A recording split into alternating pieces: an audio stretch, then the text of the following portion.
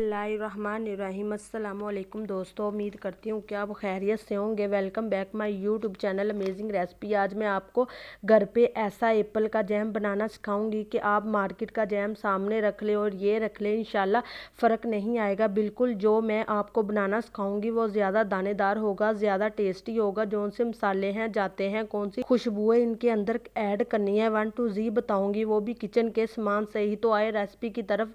सबसे पहले बिस्मिल्लाहिर्रहमानिर्रहीम 1 kg मैंने एप्पल लिए हैं। इनको मैंने अच्छे से धो लिया था। ख्याल ये आपने रखना है कि बिल्कुल पके हुए सेब लेने हैं, आपने कच्चे वाले ग्रीन वाले सेब आपने नहीं लेने। छिलका इनका उतार लेंगे। आपको बेस्ट और आसान वाला तरीका बताने लगी हूँ, ठीक है। बहुत इसके मेथड हैं वो सभी मुश्किल है, मैं आपको मोस्ट जो ईजी है वो बताऊंगी। इनको आपने पानी में रखना है ताकि ये ब्लैक ना हो जाए, और उसके बाद आपने इसकी कर लेनी है कटिंग। कटिंग किस तरह से करनी है आपको बताती हूँ। इनके अंदर बीच वाला हिस्सा है ना, वो हार्ड है, आपने निकाल देना है। इस तरह से जैम के अंदर अच्छा नहीं लगता। ये देखिए छोटे छोटे पीसेस आपने काट लेने हैं। इसको इस तरह कटिंग हो गई है। पानी के अंदर ऐड कर देंगे ताकि ब्लैक ना हो। इस पानी को फेंक देंगे। उसके बाद प्यारी सी कढ़ाई लेंगे, उसके अंदर इस पीसेस को आप ऐड कर देंगे। फ्लेम आपने यहाँ पे हाई रखना है। आपने इसके अंदर पानी ऐड करना है, तकरीबन 1 गिलास। ऊपर रख देंगे ढक्कन, फ्लेम कर देंगे फुल।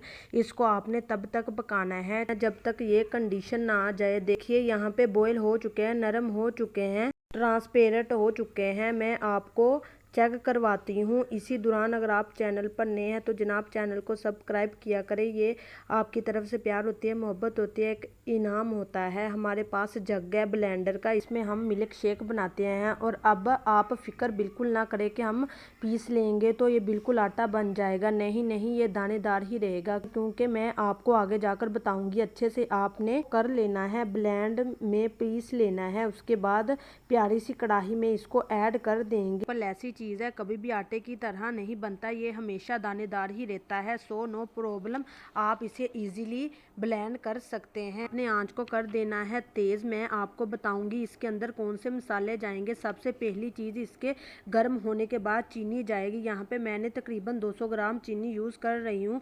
नॉर्मल जो रेसिपी है वो ½ kg की है, वो आपके टेस्ट पे है। इसको इसके अंदर पकाएंगे। देखिए ये एक दफ़ा पतला हो जाएगा, चीनी जो है पिघल जाती है। ये देखिए अब इसके अंदर जो चीज़ें जाएंगी, ये है सबसे पहले दालचीनी का 1 टुकड़ा, तकरीबन 1 से 1.5 इंच।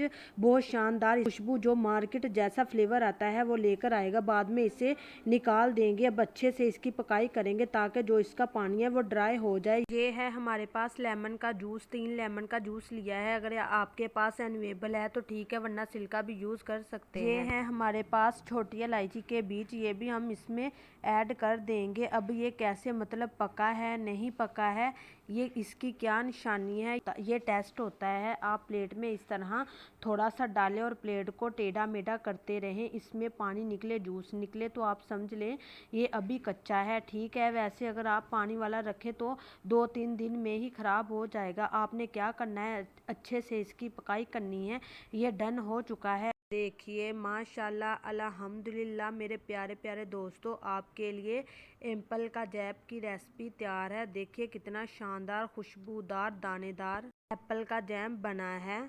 आप इसे महफूज कर सकते हैं 2 महीने के लिए। आप इसे ठंडा करके एक जार के अंदर जो शीशे का हो इसमें ऐड कर दे। जार बिल्कुल खुश्क होना चाहिए और आप इसे कई महीनों तक इस्तेमाल कर सकते हैं। आप भी ज़रूर ट्राई कीजिएगा और बताइएगा आपको ये मेरी रेसिपी कैसी लगी। यहाँ हम मिलेंगे एक नई वीडियो के साथ, तब तक के लिए अल्लाह हाफिज़।